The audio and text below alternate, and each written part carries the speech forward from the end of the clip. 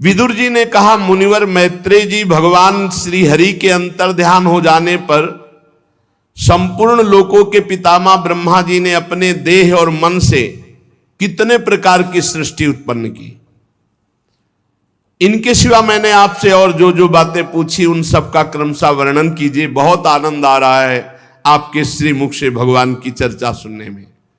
श्री मैत्रेय जी ने कहा, अजन्मा भगवान श्री हरि ने जैसा कहा था, ब्रह्मा जी ने अपने चित्त को भगवान में जोड़कर फिर 100 दिव्य वर्षों तक तपस्या की।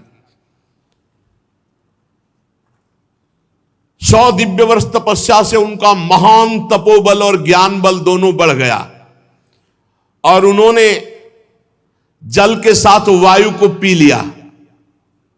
जो जल में कमल में ब्रह्मा जी तो तपोबल से बढ़े हुए ज्ञान विज्ञान बल से संपूर्ण जल और वायु को पी लिया और फिर संकल्प किया।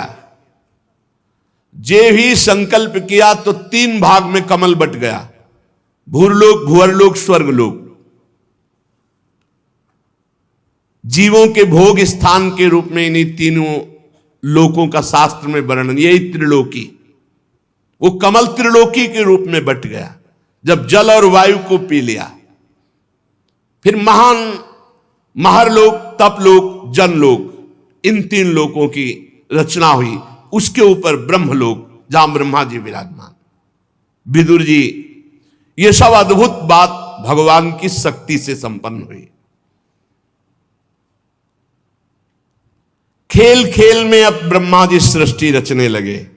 कोई उनको बल नहीं पड़ रहा, भगवान की कृपा से।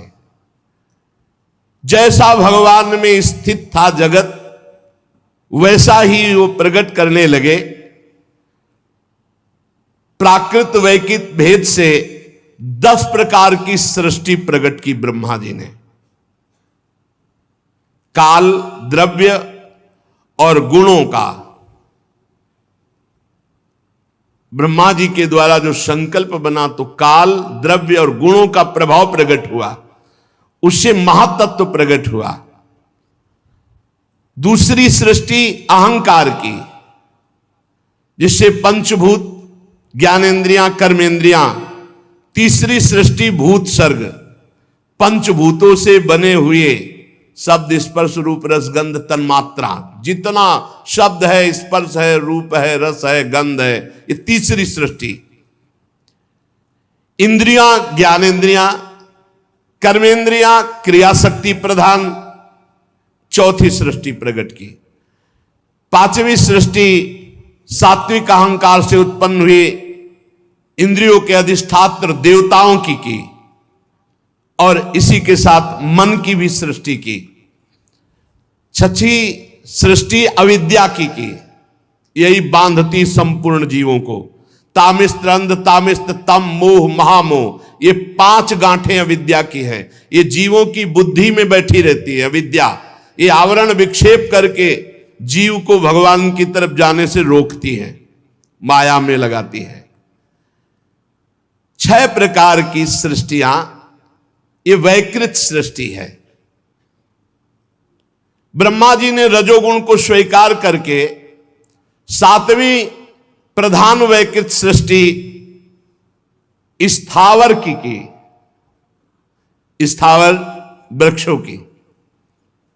पहली वनस्पति, जो बिना मोर आए ही फलते हैं, जैसे गूलर, बड़, पीपल आदि।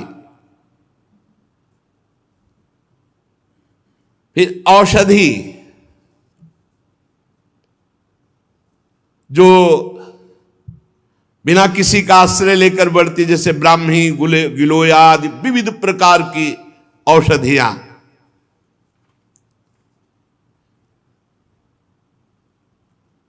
वनस्पति में धान, गेहूं, जौ, चना, विविध प्रकार के अन्न भी आते हैं। जिनकी छाल बहुत कठोर होती है, त्वक्सार, बीरुद, जो लता भूमि में फैलती, खरबूजा, तरबूजा आदि, ये ऊपर नहीं चढ़ सकती।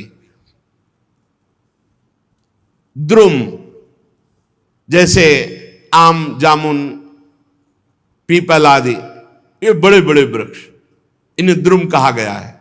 तो वनस्पति, औषधि, लता, त्वक्षार, विरुद्ध, द्रुम, ये छठवीं स्थावर वृक्षों की रचना ब्रह्मा जी ने की।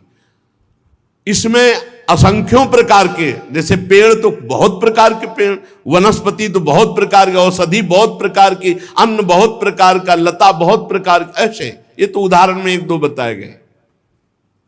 इन वृक्षों में ज्ञान शक्ति नहीं होती, पर स्पर्श शक्ति होती है। जैसे आप कुल्हाड़ मारोगे तो जैसे हमें कुल्हाड़ में लगेगा, ऐसे वृक्षों को लगेगा। कहीं भी किसी भी वृक्ष को काटने का अधिकार ऐसे नहीं है। जब किसी भागवतिक कार्य के लिए प्रयोग में आना होता है तो जो डाल सूख रही है उसका, या फिर जैसे हमने गुरुजनों को देखा है कि श्री जी के लिए, झूला के लिए कुछ हमें पत्र पुष्प आपसे चाहिए, हे लता जी आप प्रदान करो, फिर टहनियां लेकर झूले के श्रृंगार में। जो जितने वृक्ष हैं इनमें ज्ञान शक्ति नहीं होती, पर स्पर्श शक्ति होती। जैसे आप इनको काटोगे तो वैसे ही पीड़ा होगी जैसे मनुष्य को होती है। ये भीतर ही भीतर केवल स्पर्श का अनुभव करते हैं। आठवीं सृष्टि पशु पक्षियों की तिर्यक योनियों की ये 28 प्रकार के, एक एक प्रकार में लाखों लाखों प्रकार के हैं। पशु पक्षियों की 28 मूल हैं और एक एक प्रकार में लाखों, मतलब पक्षी तो लाखों प्रकार के पक्षी हैं। अरे पूरी सृष्टि में कौन जाने। इन्हें काल का ज्ञान नहीं होता। इनके अंदर तमोगुण की अधिकता होने के कारण केवल खाना पीना और मैथुन करना और सोना, बस इतना ही आता है। खाना पीना, सोना, मैथुन करना, और इनको जो ज्ञान होता है वो सूंघने से होता है। जैसे वृक्षों को त्वचा से, इनकी घ्राण शक्ति बहुत जोर की होती है पशु पक्षियों की। अब देखो पता नहीं कहां से एक चीनी का दाना डाल तो कहां से चींटी आ जाएगी। उसकी घ्राण शक्ति इतनी प्रबल है, उसको बिना किसी सूचना के सूचना मिल जाएगी वहां के। इनके हृदय में ना विचार शक्ति होती, ना दूरदर्शिता होती। केवल खाना पीना, मैथुन करना, सोना और सूंघने से वस्तुओं का ज्ञान होता है। इन तिर्यक योनियों में, पशु पक्षियों में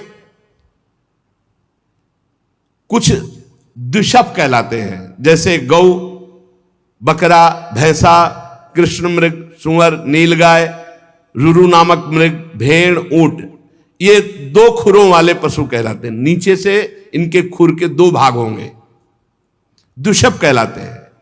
गधा, घोड़ा, खच्चर, गौर मृग, सरप, चमरी, ये एक शफ, एक खुर वाले, पूरा एक खुर होगा, टॉप इनकी एक खुर वाली होगी। और कुछ 5 नखों वाले, कुत्ता, गीदड़, भेड़िया, बाघ, बिलाव, खरगोश, शाही, सिंह, बंदर, हाथी, कछुआ, गो, मगर, ये 5। कुछ 2, कुछ 1, कुछ 5। कंक, बगुला, गिद्ध, बटेर, बाज, भास, भल्लूक, मोर, हंस, सारस, चकवा, कौवा, उल्लू आदि उड़ने वाले ये जीव पक्षी कहलाते हैं। ये सब संकल्प से हो गए, किसी कारीगर की जरूरत नहीं। पर 84 लाख योनियों में 83,99,999 योनियां ये 10 के अंतर्गत आती। ब्रह्मा जी ने संकल्प किया, सृष्टि हो गई। नवी सृष्टि हुई ये मनुष्यों की। ये एक प्रकार की होती है। इसमें नहीं होते कि एक शब्द, द्विशब्द या 5 पंजा वाले, ये एक प्रकार। इनका आहार ऊपर से जाता है। ये रजोगुण प्रधान है। साधना से सतोगुण एकत्रित कर सकते हैं, नहीं रजोगुण प्रधान और कुसंग मिल जाए तो तमोगुण हो जाए, राक्षसी प्रवृत्ति। ये कर्म परायण होते हैं और ये दुख ही जीवन भर भोगते हैं यदि भजन न करें तो। रचना ही है मनुष्य होने की ऐसी। ये दुख ही को सुख समझते हैं। स्थावर, पशु, पक्षी, मनुष्य, ये तीनों प्रकार की सृष्टियां ब्रह्मा जी ने रची। जो सनक सनंदन सनातन सनत कुमार ऋषियों का है वो कौमार सर्ग है। वो सबसे प्रथम रची गई। मनुष्यों में जब रचना हुई तो सबसे पहली रचना सनक सनंदन सनातन सनत कुमार जी की हुई। फिर देवता पितर असुर गंधर्व राक्षस अप्सरा यक्ष सिद्ध चारण विद्याधर भूत प्रेत पिशाच किन्नर किमपुरुष अश्वमुख, ये देव सृष्टि ब्रह्मा जी ने प्रकट की। ब्रह्मा जी अम्मा है, ब्रह्मा जी पिता है, संकल्प करते जा रहे, सब सृष्टि पैदा होती चली जा रही। 10 प्रकार की ऐसी ब्रह्मा जी ने सृष्टि की। भगवान सत्य संकल्प हरि ही ब्रह्मा जी हैं। जैसा जैसा संकल्प करते जाते हैं वैसी वैसी सृष्टि रचना होती जा रही है। इसके सुनने मात्र से पाप नष्ट होते हैं।